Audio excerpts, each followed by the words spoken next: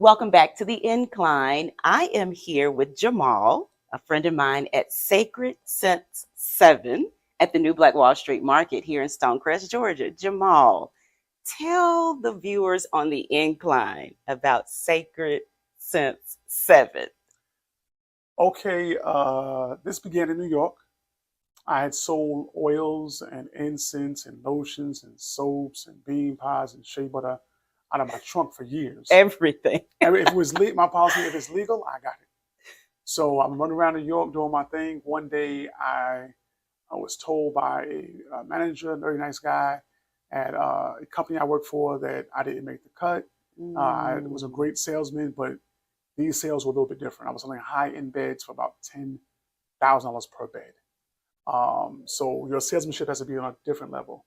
But I was doing pretty good for myself, but not where he wanted me to be. So I'm not going to fire you and let you resign. And I was 48 years old. At that point in time, I said, if I get a new job, it's going to be a different face, but the game is going to still be the same. I still have a boss. I'm still answering to someone.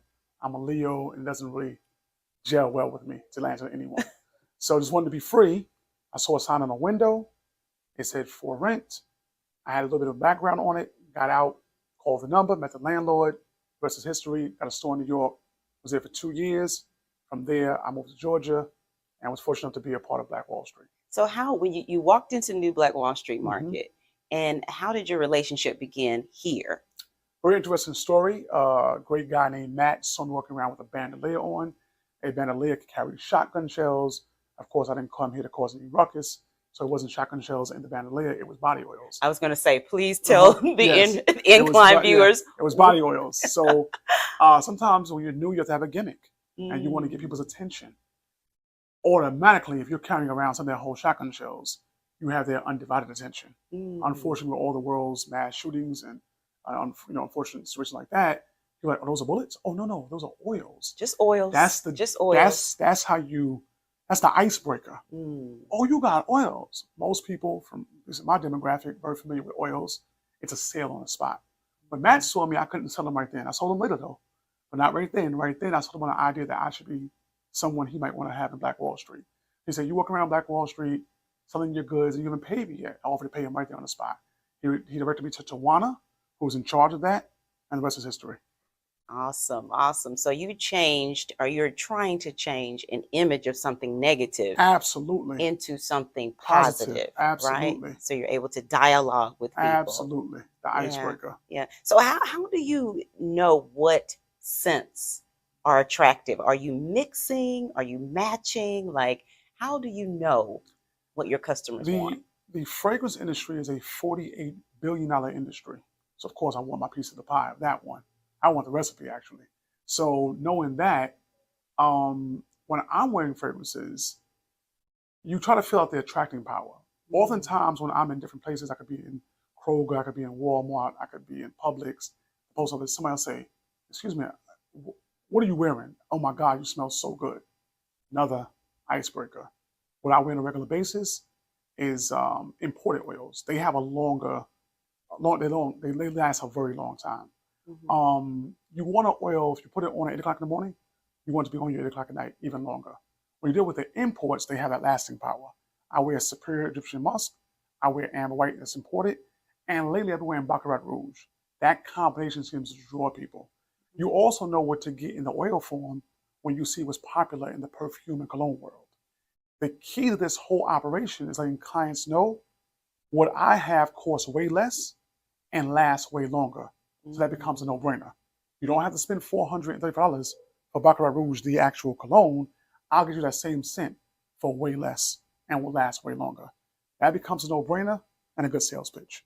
Very good. So you just basically said, I'm going to change from a completely different industry. Like, how do you segue and know? Were you already attracted to oils, colognes, women's scents, men's scents? That's a big jump from where you came from, right. Jamal. Well, I went to school for law. Okay. I didn't become a lawyer. I have an undergraduate degree from Binghamton University. I found later on in life that I have a niche for selling.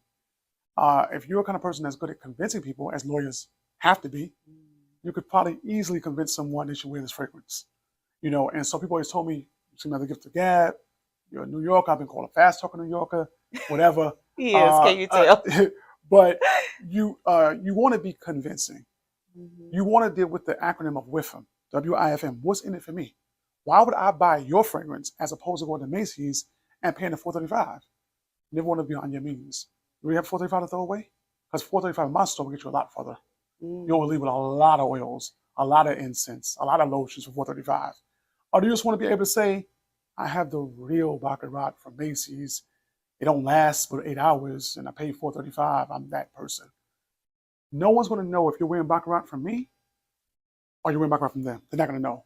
You'll know and you're not trying to sell knockoffs. No, I don't sell knockoffs. I sell right. the oil. So it's what he called our version of. Okay. Which is very, very close. Out in Georgia, I hear a lot. Man, this is spot on. This smells like what I bought. Well, don't make that mistake twice. Don't buy $4.35, $500 $11 cologne that you have money to burn, but you can come to me with the same scent. Because the person who smells you is never going to know whether it's from Macy's, Dillard's, Neiman Marcus, or it's from Sacred and Seven. They're never going to know. So you smell good. That's the key. So do you think it's your personality that draws in customers also? I know I met you in the New Black Wall Street market. You have confidence, but not arrogance. Would you say that? How do you keep a balance there? I think I'm shy. I think do y'all think? Yeah, I don't think so. I think I'm shy. I think maybe the defense mechanism is to be an extrovert as opposed to an introvert.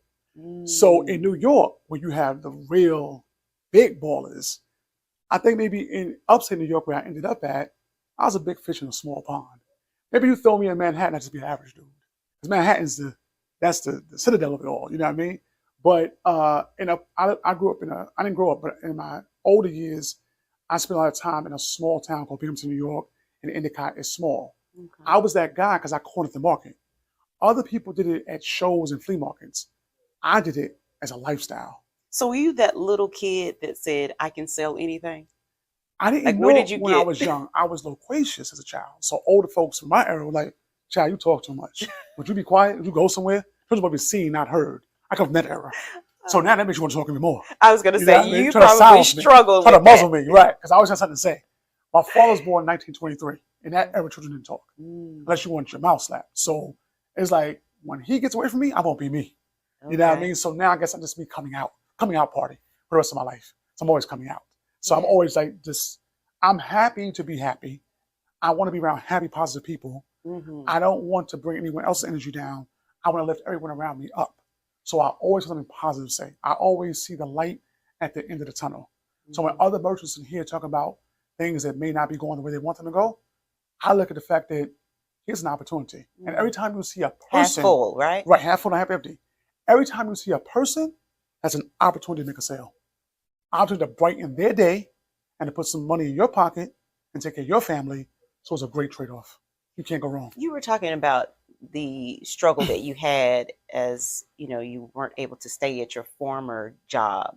Yes. And, on the Incline, we want to motivate the viewers, those who are in transition of positions, got fired from a job, not making the money that they want to make.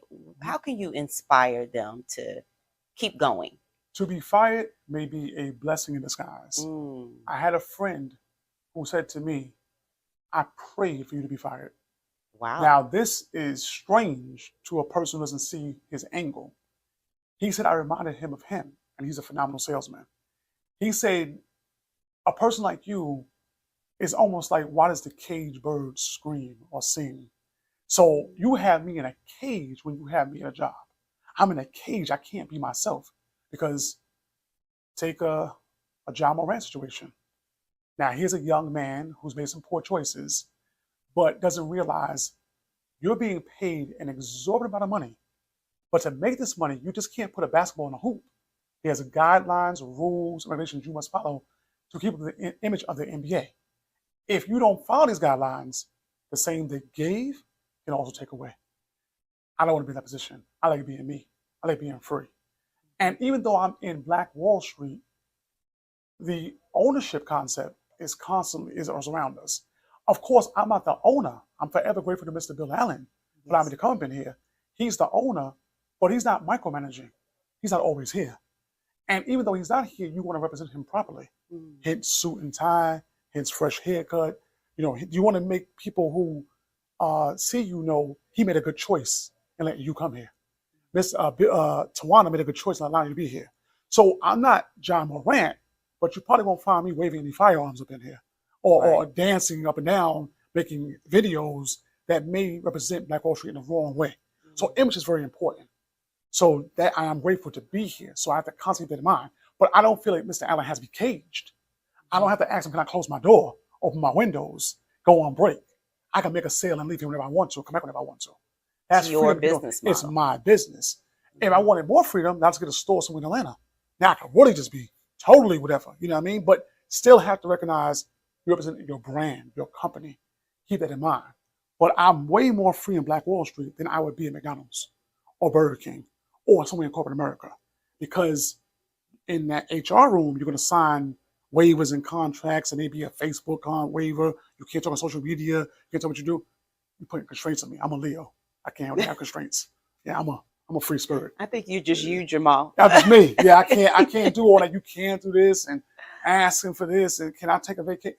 I'm a boss. I can't move like that. I'm not like anybody else because we need the 9-to-5ers. They help me. Mm-hmm. So we're not knocking them. I'm just saying my personality does not suit a 9-to-5. If I had to do it, I would. Well, I say that on the incline for those who still are working jobs, and many people who are entrepreneurs still have a 9-to-5 and enjoy it. Right. But I always say learn from your 9-to-5. You have to, because the ultimate goal is to be free. Yeah. The ultimate goal is to take from it and apply it to your life. What are some of the elements that you learned from your 9-to-5 that you're using today?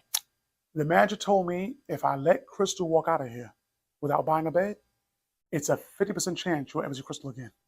So I'm trying to sell you in my store. What I hate to hear, and I don't mind if the whole world knows, I do not like the customer who says, let me see how this sits.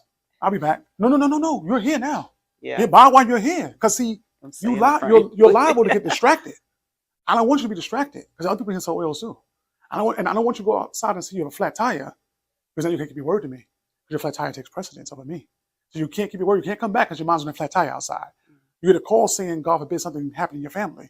Surely you're not thinking about buying the oils at this point in time. But had you bought the oils first, you would just have to be resourceful after you saw me. So I don't want anybody leaving. Don't come here and browse because browsing does not keep us in business. Buy while you're here. So I agree with the manager who taught me. You let Crystal leave here and not buy a fragrance, you may not see her ever again. 50-50 chance. Why gamble? You're here, Crystal? Let's buy something. So what are some of your favorite scents? If you could pick I love the 3, imports. I don't know. The ones I wear. Amber White, which is imported. Superior Egyptian Musk. These are a little bit expensive, but I wear the best. And Baccarat Rouge, our version of. We have those sprays. That combination works tremendous and has made me lots of money. Just wearing it. I've gotten so many sales. So those are my favorites. I would also give a shout out to Invictus, Paco Rabanne. I give a shout out to Dior Sauvage. Those, and Creed Himalaya, anything Creed. Those are manly scents that will definitely grab the attention of men and women. And these are actual brands that these you're are talking actual about. brands, but it's our version of, which is very similar to the actual smell. It's never going to be perfect, but you can come close enough to wow somebody. And you always want a wow person. I learned from working in another company, give somebody an experience. Don't sell them a product. Give them an experience. So you want to wow them. Not make them say, I bought some oils from Hager's. No, this is different, bro. These are different. That's what you want to do.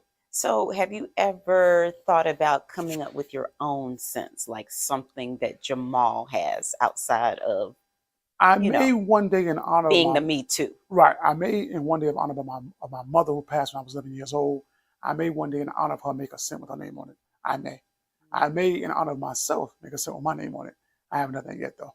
Right. Okay. So you're not mixing and matching. I know you guys can only see if all the client the oils. asks for. Oh, really? So sometimes a client come here and they'll say, can you put half Egyptian musk and half baby powder? And I'll go get a bottle for them and do it right in front of them. I want them to see it because I want them to know I'm not cutting your oil. I'm only giving you what you asked for. I don't believe in cutting oils. Cutting is cheating. People do cut oils to make enormous profits. But what you don't want to have is you sell Crystal an oil that you cut. Crystal puts it on at 8 o'clock in the morning. At 12, she can't smell it. Now, even worse than Crystal being upset, Crystal tells goes and tells Sonia. Sonia tells Barbara, you done lost 4 or 5 people just on Crystal. Keep Crystal happy. So what is cutting? Cutting is a chemical agent called DPG. You use it to cut the oil to make incense, which can handle the cut. DPG is skin safe, yes. And it's already probably been cut by the time the merchant gets the oil. You don't want to recut it to expand the oil to make more profits. Some people do that. I don't do that. There's no DPG in the store at all. But the scent is gone. Well, what happens is some oils can take a cut, some oils can't. So you want to make sure if you're going to do that, it's in a way where the customer doesn't know it. Some customers will take an oil and put it on, and even though it's cut, it lasts a long time. No harm, no foul. But what if you take that chance and Crystal says, it's only been 4 hours. I don't smell this. Crystal may be a nice person to come to you and tell you, which that would be what I want to do. Of course. Crystal may be so hostile, she tells everybody. So like Freihoffer says on the back of their donuts, if you like my product, tell everybody. If you don't like it, tell me. Tell me. Let's keep this private. Now that's a dime. Yes, right? That's a dime. That's a gem. Yes, gem I'm giving you. Gem Come tell me so I can give Crystal some extra some extra that, keep Crystal quiet and happy. Yeah. I invite my customers too. Hey, you know, give me feedback. Right. I don't want Crystal telling all of social media Sure. that Sacred Sentence ain't doing their job. Sure. Tell me so I can fix this. And I'm a customer that does that for companies as well. I will go to the manager, pull them to the side and say, I'm not so quick to give a bad review online because that lasts forever, doesn't it? Bad news travels faster. It does. It does, unfortunately. Give a good review. If you're not pleased, tell me. I don't do refunds or returns for safety purposes. So what I don't do is this. I'm not going to let Crystal bring me back an oil she had for a week. I don't know where she rubbed the oil at. Right. And then I'm going to put it on my shelf to somebody else. No. No, my policy, it says on my cards. No refunds or returns for that reason. Out of honor to the customer, you know what you're getting? No one else is touched. No refunds because somebody could, need a little gas money to go back to him. Don't go back to me. No. But to keep Crystal happy, I may compensate her in some other way and give her something and say, I don't want it back. Just take whatever else you want. I was going to say, what do you do to make that customer happy? Take whatever if they walk in and you don't do refunds, what do you do? I would say to the customer, take whatever you want. We're not going to keep doing this. Sure. You ain't going to cost me my house in Buckhead or my Bentley that I want. But we're going to just keep you aspirations. Happy. Right, aspirations. I don't want to get, but aspirations though. So if you keep giving away free products, you won't live in Laconia. You won't live nowhere. Right. So that you have to be careful somebody's not going to game you. I'm happy to say that most Southerners that I've met have been very honorable, genuine people, and I'm very happy to be in the South. I've been received very, very well. Yes, wonderful customers. Wonderful people. They smile, they talk, they help you out, they want to promote you. So a lot of love I received since I've been here for a year and a half. And I'm very, very happy. Very grateful. Yes. So Jamal, are there any other little dimes or gems that you could drop on our customers? I mean, let them know exactly where you are. I'm in the New Black Wall Street Market, 8109 Mall Parkway. We're here every day except Monday and Tuesday. I'm only here for the interview today. It's not open, unfortunately. And Wednesday, Thursday, Friday, Saturday is 11 to 8. Sunday is 11 to 6. And we invite you in for an experience like none other. And you're on Madam C.J. Walker. I'm Madam C.J. Walker Boulevard. 114 is my store. I'm on Instagram, Facebook, TikTok. And I ship free around the world. Well, thank you, Jamal, for being a guest on The Incline. And we'll see you the next time. Bye.